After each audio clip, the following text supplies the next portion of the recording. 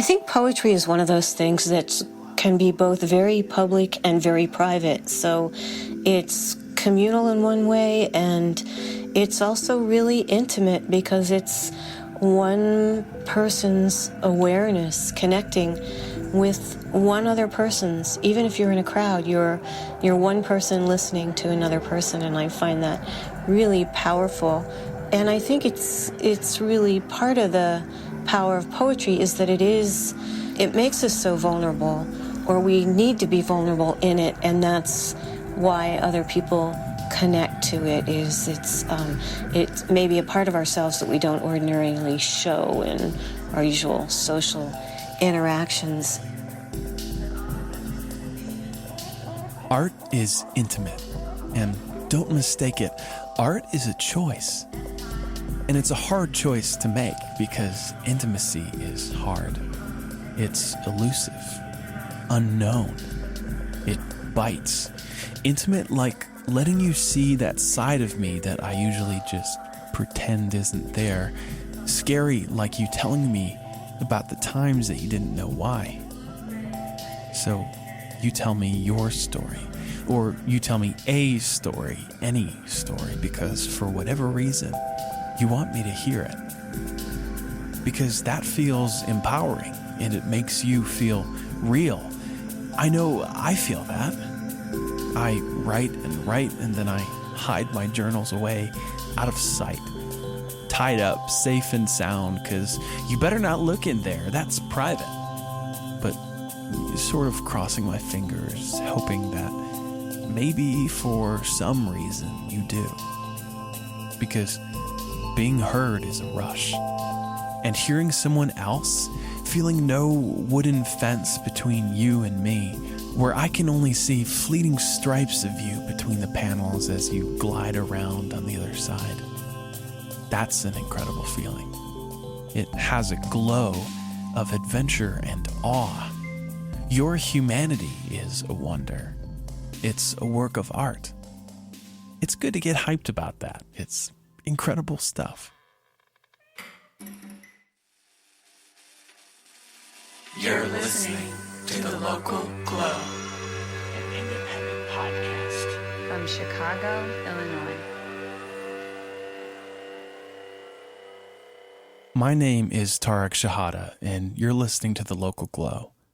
Today, we bring you 6 poets from around the Midwest and beyond to share some of their excellent original work. If you haven't guessed it, today's theme is intimacy in its various forms and stages. We'll hear poems about intimacy new and old, close in proximity and close in heart, about the color it paints on an ordinary life and the void it leaves when it vanishes. Poems that are vulnerable and honest, some that wonder and some that ache. The first piece we'll hear is by Holly McDermott of Grand Rapids, Michigan, introduced by our producer, Victoria Thomas. Holly is an art student at Grand Valley State University in Western Michigan, where she focuses in metalsmithing, printmaking, and poetry. The piece she'll be sharing today, called There's Empty Beer Bottles, is a striking and unadorned portrait of grief. It evokes the visceral ache of loss and the fundamental human need for connection. In her work, Holly is inspired by the traditions of memento mori, which translates from Latin, remember that you will die. In art, it is used symbolically as a reminder of mortality. Imagine a painting where a skull rests in the hand of a subject or sits somewhere in the periphery, subtly reminding the viewer that death is inevitable and ever-present. Holly wrote to us, "It serves to remind us that the awareness of our mortality, and in my belief, our emotions too, are essential parts of living. I choose to view grief as an experience that may ground us in the present reality, reminding us to live life with vulnerability, honesty, and openness." With that in mind, here's Holly McDermott's poem, There's Empty Beer Bottles. There's empty beer bottles in my bedroom, and in the hallway, and in the kitchen. They've been there longer than I'd like to admit. like old pizza boxes and dirty laundry and the ashes of my father, still in a bag, in a box, under his clothes, in a different room. I've kept this door shut, but still live in his house. I keep his things in the garage with my things too, my old drawings and VHS tapes. My brothers unleashed dissociation to this house. They didn't sprout here, in the backyard, under the maple tree. I spent one last summer facing this home without the man that made me, sitting in his chair, looking out at the road, smoking his last cigarettes, drinking the last of his whiskey. And I'll tell you, alcohol doesn't mow the lawn. It doesn't do the dishes. It doesn't call you on Thursdays to tell you stories about the cat. It won't change your oil or brag to the neighbors about your artwork. And it sure as hell won't fill the gaps that retched through my insides. So I let it pile up. The soap scum in the tub, the dust on the furnace, the sympathy cards in the mailbox.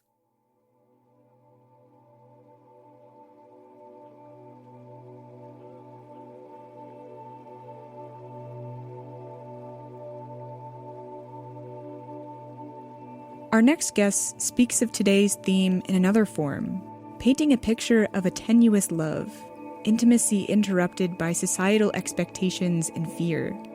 Dominic Duda is a Chicago-based poet and Pushcart Prize nominee, originally from Cleveland, Ohio. He's a prolific young artist whose work has been featured in Black Market Lit, The Mill, Fog Lifter, and Nomadic Ground. Dominic's lilting and sentimental voice illustrates the longing that is central to his piece, Vignette, Queer Boys at the Lake, which seeks a moment of freedom within a culture of suppression.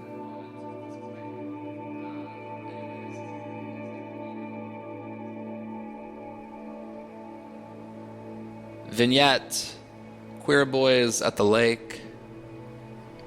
The wet mud does not imply hunger, but the boys know each step is still a liability, much like one word or breath. Nighttime, a shrinking of sound until just the flourish of leaves, and they want to strip each other, until their fingertips know what it means to be inhabited.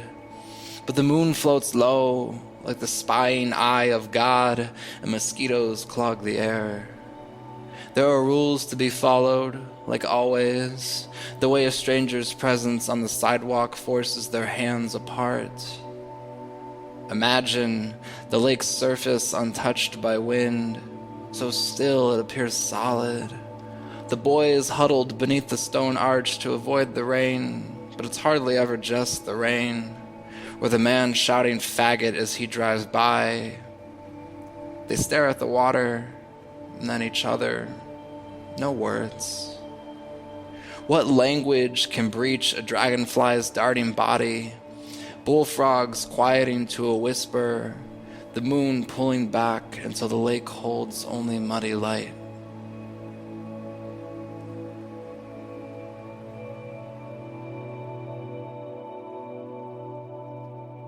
I was working on an independent study my last semester of college with my poetry professor, and I was very interested, and still am, in relationships, not just romantic, but platonic, sexual. I'm very intrigued by what draws people together, why we stay with people, why we leave people, why we take so long to leave people, why we stay, I'm just very interested why people do what they do, for the sake of attachment or companionship or feeling in some sort of intimacy.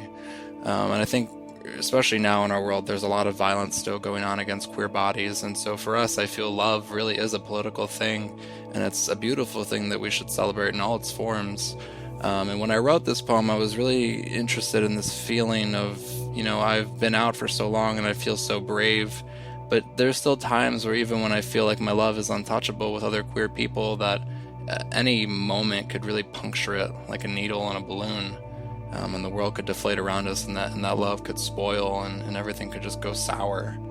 And so I wanted to write a poem that sort of captured that fragile moment of, I feel so invincible, but one wrong move and everything could just vanish.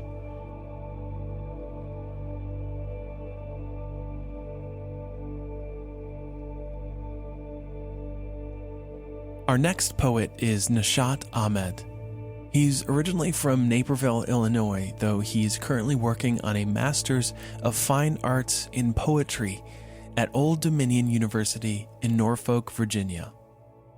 Nishat's piece, Quiet Faith, comes from his most recent collection of poems titled Ghosts in Bloom, in which he explores a season of intense heartbreak in his life. Through the book, he captures his own turmoil, pain, and dismay from the betrayal of his love in cascading lines of grief, anger, and solemn reflection. Quiet Faith is a tender example of this work as he searches his grandmother's faith in Allah for wisdom to soothe his own faith in love. About this piece, he says, "When we do love right, it is the purest and brightest thing we have." Quiet Faith. My grandmother tenderly combs my hair with her short, wrinkled fingers. "Why do you look so cloudy?" she asks in our home tongue. For a moment, I am silent as I fumble my native lexicon. I realize I don't know the word for heart, or if there even is one. "My chest hurts," is the best translation I can give her. "Shh, shh, shh," she says. "Your mother told me." I am 21 years old, an inch shy of 6 feet tall and 166 pounds. I am roughly a foot taller than my grandmother, yet somehow curled up I can still fit in her arms like I did when I was just a baby. "Shh, shh, shh," she says, as my tears begin to stain. She starts to get up because it is the holy month of Ramadan. She must perform her wudu before iftar. My grandmother knows that I do not practice Islam, and it saddens her, but she understands. "You believe in love the way I believe in Allah." She combs my hair some more. "It is a beautiful thing to believe in Allah, but sometimes life makes you feel that He is not there. Sometimes love does the same.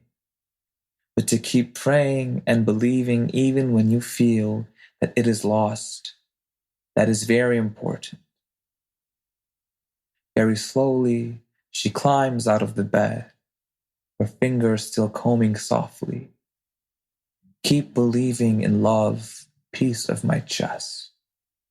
I cannot help it, cannot help the tears. "Shh, shh, shh," she says. "Shh, shh, shh."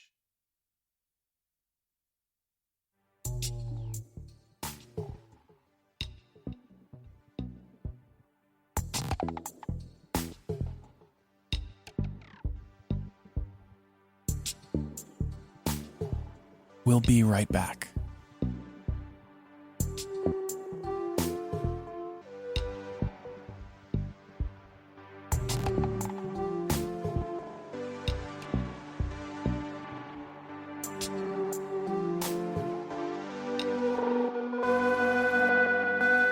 Hi, this is Wes Meadows from Flowerpot Records, and you're listening to The Local Glow, an independent Chicago-based podcast about experiencing community through local music and art. You can learn more about the podcast at thelocalglow.com, and you can also follow us on Facebook and Instagram at The Local Glow. Being an independent show, we thrive on word of mouth, so if you enjoy this episode, please share it around, tell your friends, and listen on. Additionally, you can always get in touch with us to share your thoughts, curiosities, or story ideas by emailing us at thelocalglow@gmail.com. We'd love to hear from you. Anyway, back to the show.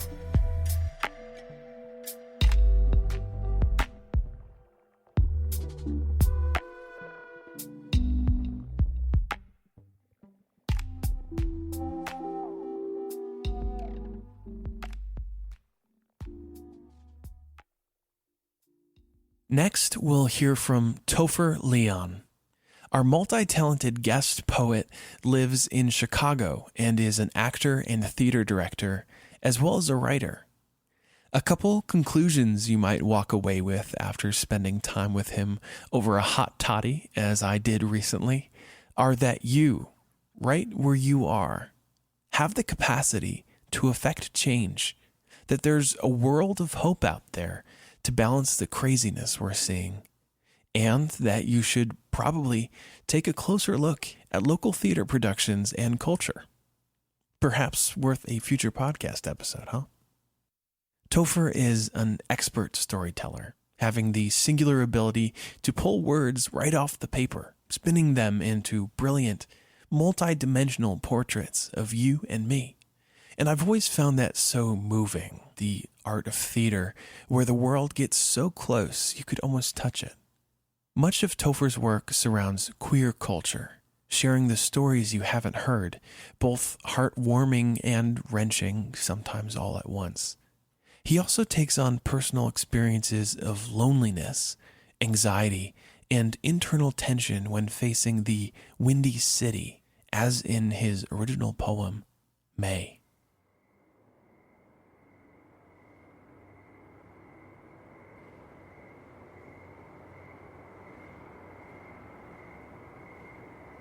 I've been told that I'm a quiet person, and that I am a sad person. My lungs can carry a weight between them, hanging each breath, so heavy, so cumbersome. Words that travel up my windpipe and fall to the floor. My tied tongue gets caught in my brain like there's only weight, yet my words carry no weight. Just wait and just wait. Just wait and let me say what I meant to say, 'cause what I meant to say was what I meant to say was meant to say. What I meant to say was, 'cause what I meant to say was meant to say. What I meant to say was 'cause meant to say. I only respond like the function of forming beginnings got lost. I don't like beginnings, but I hate endings. So the bookmark gets lost and the words get trapped. I ask questions. I only respond to your questions. So I'm standoff-ish. But I'm really just charging through the sludge of my anxiety and wait like, does she like me? How does my bow tie look? I shouldn't have said that. Why did he say that, like that? Why can't I say that? The couple below me is having a party downstairs at 4:50 on a cold Chicago Saturday in May. I open my back door so that I can eavesdrop on their conversation. I'm sitting on the floor of my kitchen, listening to their words float up between the planks of wood on our shared back porch stairs.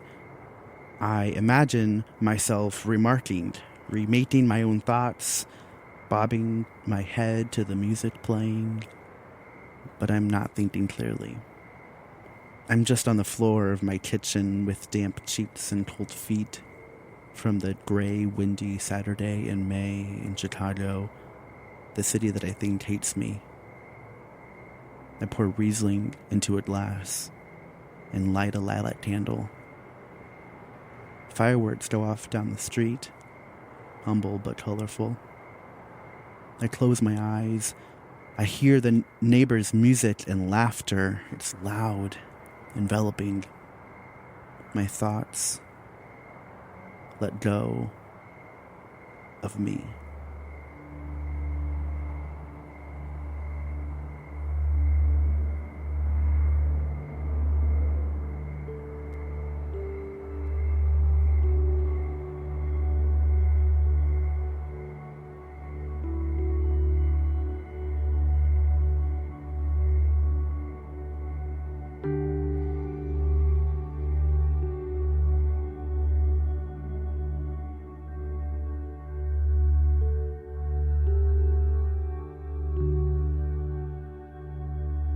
Our next poet is Rachel Egley, a hydrologist and aquatic ecologist working as a full-time researcher at Loyola University in Chicago.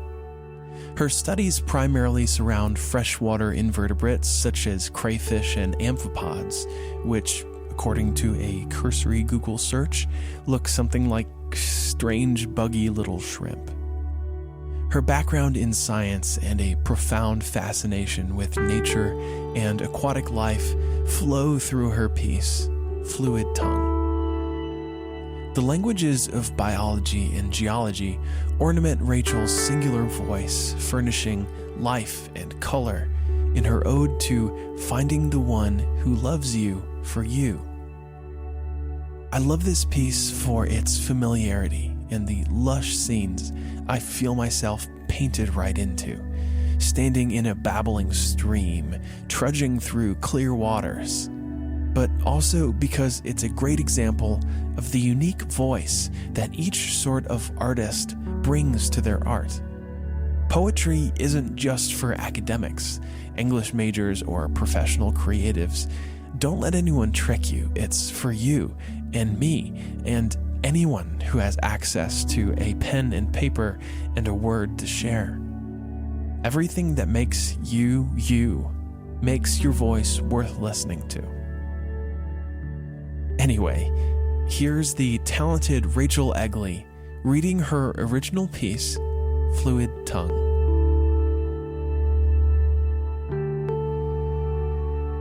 Hi guys, my name's Rachel Egley. I've been writing poetry for about 5 years, but I've been writing in general for as long as I can remember. I'm actually a hydrologist and aquatic ecologist, so water is a recurring theme in my work, as you'll soon find out.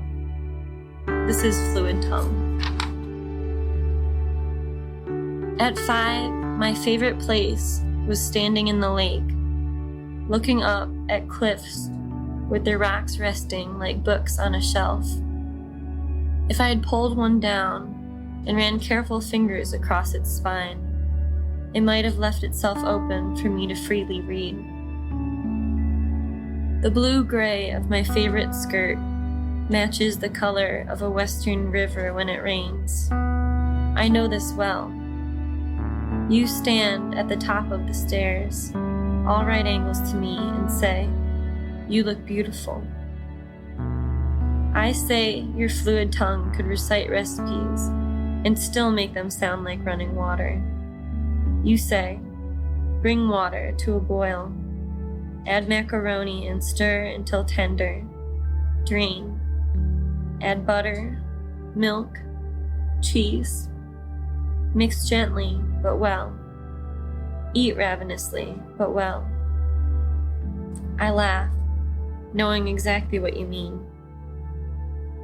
For 2 summers, I catch crayfish below basalt canyons and show them to curious onlookers. Thigh high in the water, I say, "See these legs? They are used to swim. Those ones are used to reproduce. Those are for feeding. And the claws, of course, are used to hold."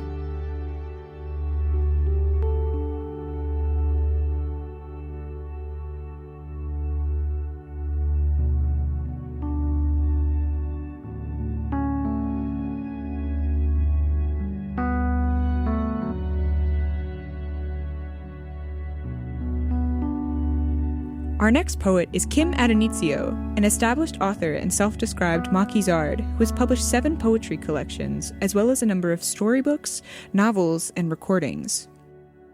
Kim has received fellowships from the National Endowment for the Arts and the Guggenheim Foundation, and is a 2-time winner of the Pushcart Prize, among other accolades.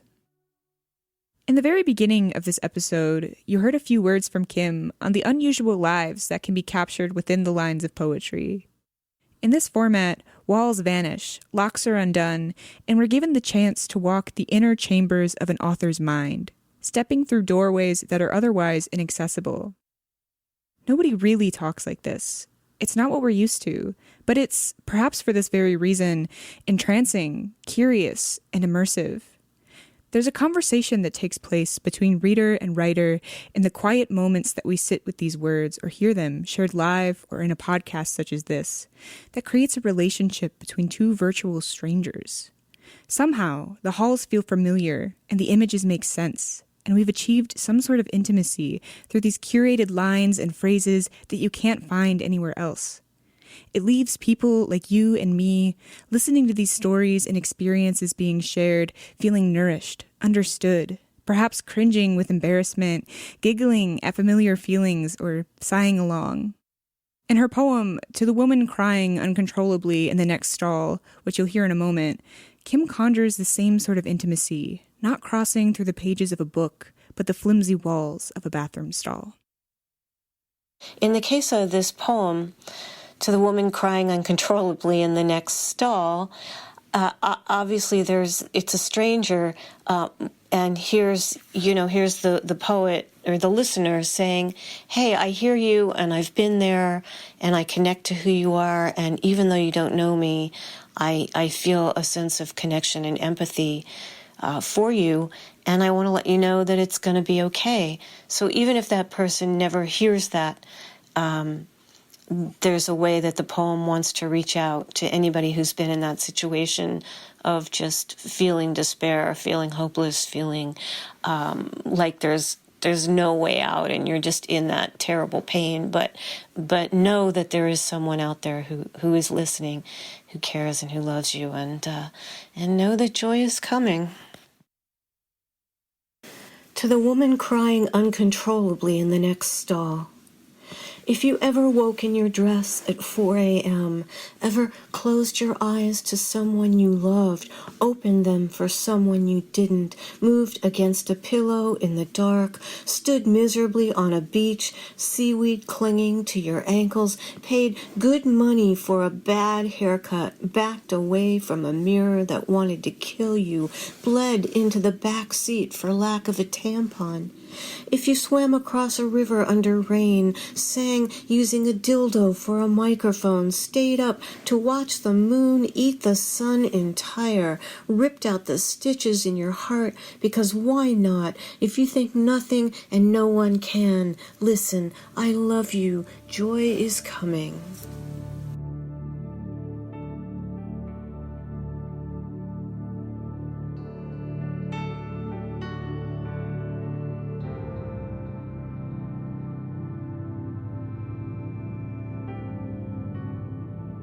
If you listen this far, I know you've got the bug. Whether or not poetry is your thing, there's something to this that's kept you listening however many minutes in. I could throw some confetti, grin, and explain that this was some kind of taste-made trick we've pulled with our special podcast strings, but it's just the words, recitation, and everything carried along. Poetry is sort of humble in that way, a mesh of ordinary words that, wrapped up together a certain way, become extraordinary. And there's the magic. That's what we heard today from Holly, Dominic, Nishat, Topher, Rachel, and Kim. It's the language within language that we've briefly tapped into here. And I wouldn't be doing my job if I didn't ask where you fit into this. If you're like me, you've got your day job, your real world, and a bit of poetry appears to be perhaps not much more than a frilly garnish on an otherwise overwhelmed and noisy life. It's nice to read, now and then at least, and it seems healthy that kids learn a thing or two in school, but then we'll leave it there in an unread book, some sort of anthology, on the dusty end of our shelf. But see, that's a nasty trick that it seems we've been tied into by some elitist finesse, a nickel-sized notion of artistry with a high bar for who can explore poetry in reading and writing. If a constricted view of poetry has caused you to put down your pen and paper and leave it to the professionals somewhere along the way, this episode is your push to pick it up again. No one's asking you to be the next big poetry star, not that that's really a thing, only to scribble down a few words time to time, and to take a moment to soak in some of the incredible and endless stream of poetry that's out there today, and to have some fun with it. No homework, no grades, no pressure, only because it's fun, exciting, and powerful. See, art happens in so many ways, at all sorts of levels and stages. So, where are you?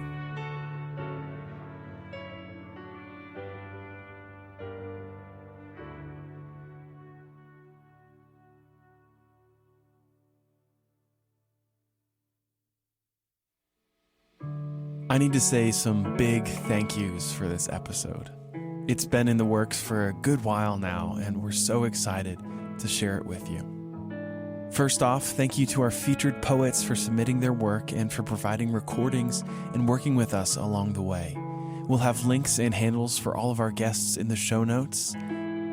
Today's episode of The Local Glow was produced by Victoria Thomas, Fred Villa, and myself.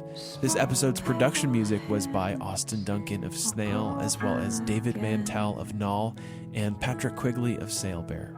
Today's outro music is the song Queen Anne's Lace by Bailey Minzenberger, a new local favorite of mine. The Local Glow is an independent podcast based here in Chicago, Illinois.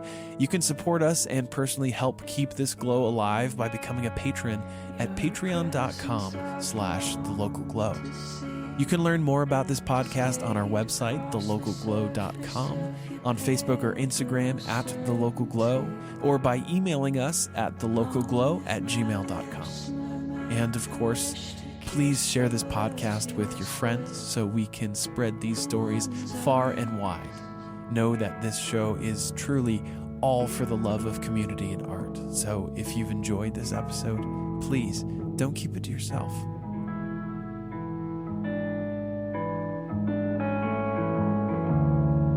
Your small, brilliant stars, enclosed by paper thin bars.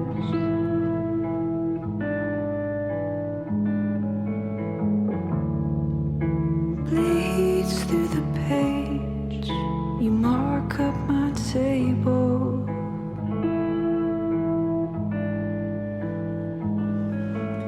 I wish to kiss the life I've missed, the binding that makes the pages fit, the one that makes me more than blood and spit, the flight that makes that bind and split. I wish to kiss the life I've missed, the binding that makes the pages fit, the one that makes me more than blood and spit, the flight that leads me to believe I've lost everything.